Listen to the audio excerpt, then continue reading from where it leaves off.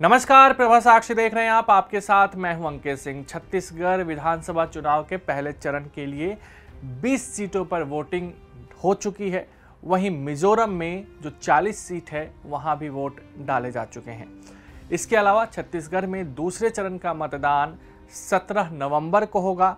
सभी चरणों के जो चुनाव हो रहे हैं उनके नतीजे 3 दिसंबर को आएंगे। लेकिन चुनाव प्रचार लगातार जारी है क्योंकि छत्तीसगढ़ में दूसरे चरण का चुनाव बचा हुआ है।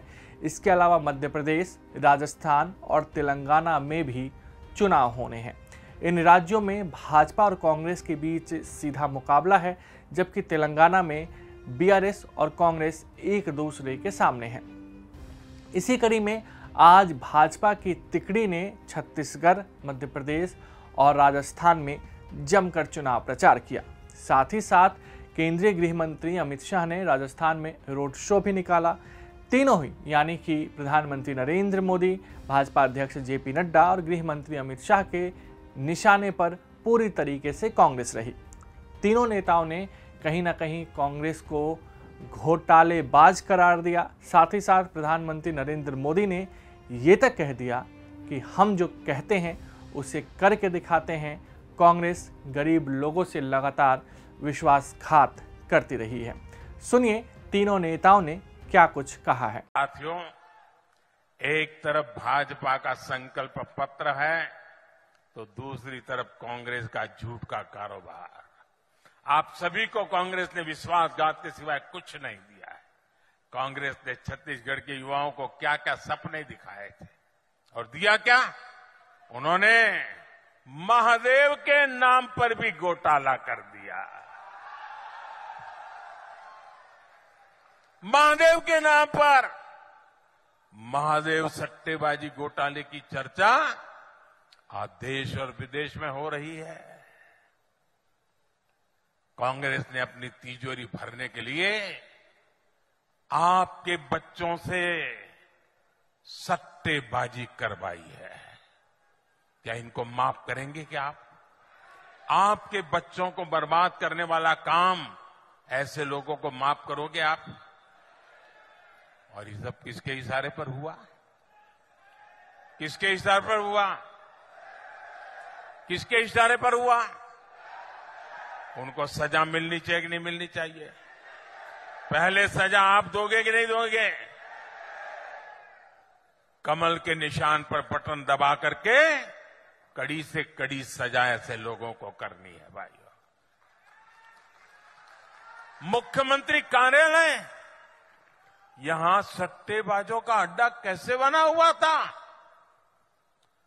और ये कक्का आपका,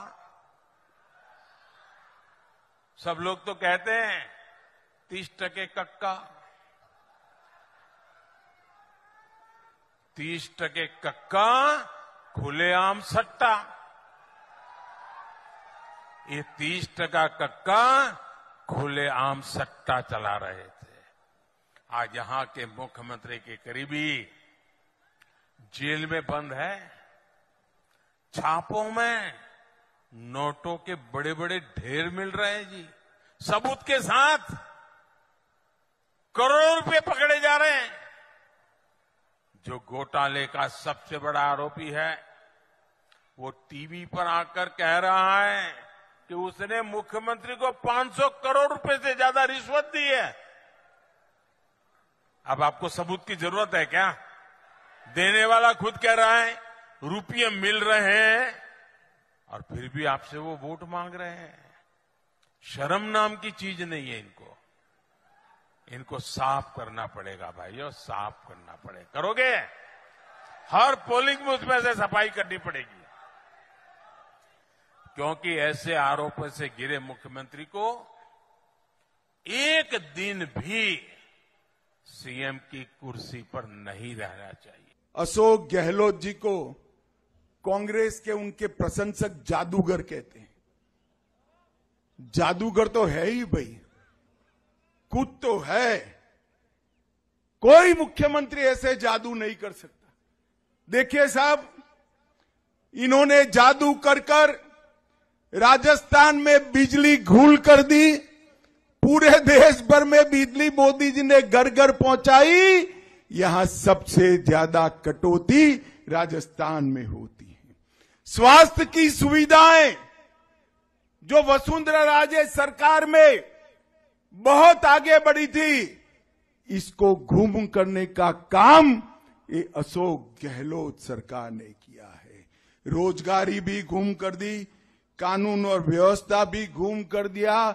अब इतनी सारी चीजें तो कोई जादूगर ही घूम कर सकता है और कोई नहीं कर सकता है।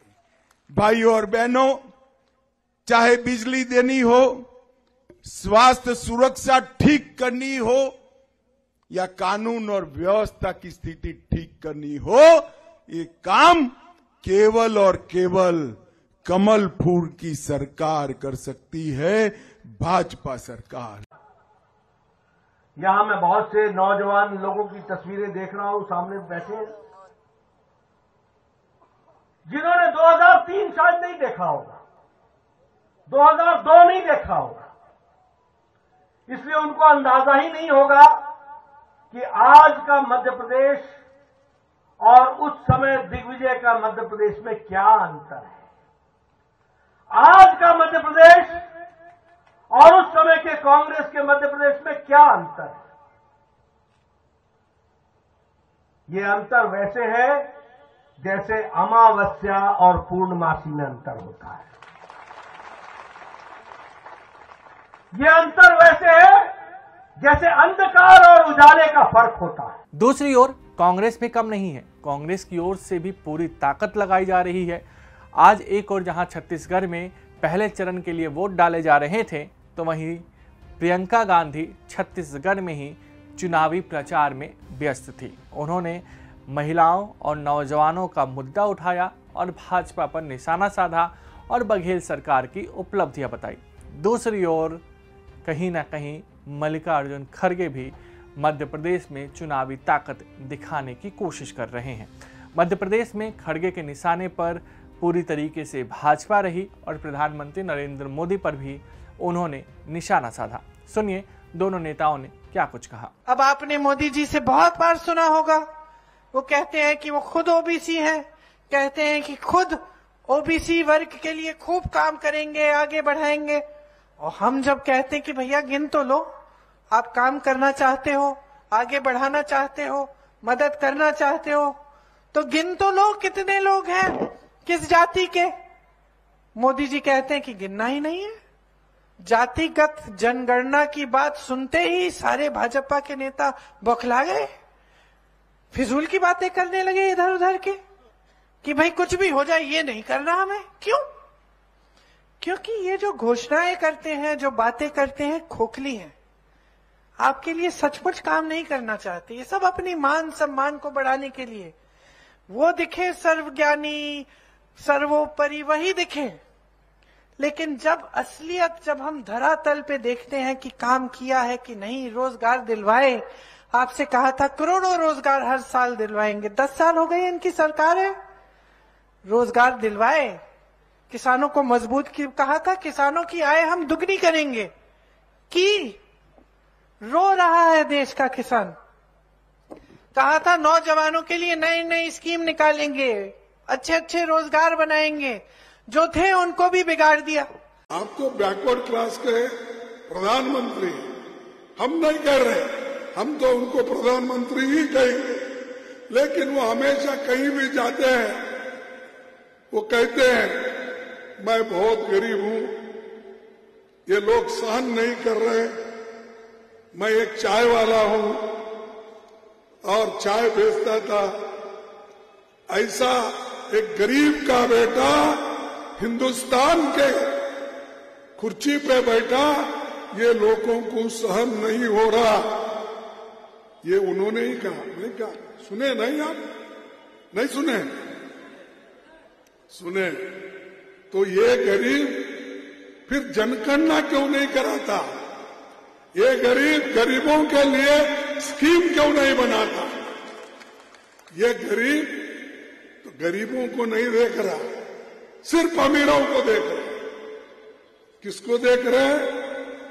अदानी को देख रहे, अंबानी को देख रहे हैं, ऐसे कहीं कहीं छुपे हुए जो पैसे वाले लोग हैं अमीर, उन अमीरों के तरफ उनका ध्यान ज्यादा है, गरीबों के तरफ तो वो देखते भी नहीं। अगर आप भी लेना चाहते हैं देश दुनिया की तमाम जानकारी तो आज ही सब्सक्राइब करें हमारे चैनल को। साथ ही नीचे दिए बेल आइकन को जरूर दबाएं ताकि हर अपडेट आप तक पहुंच सके।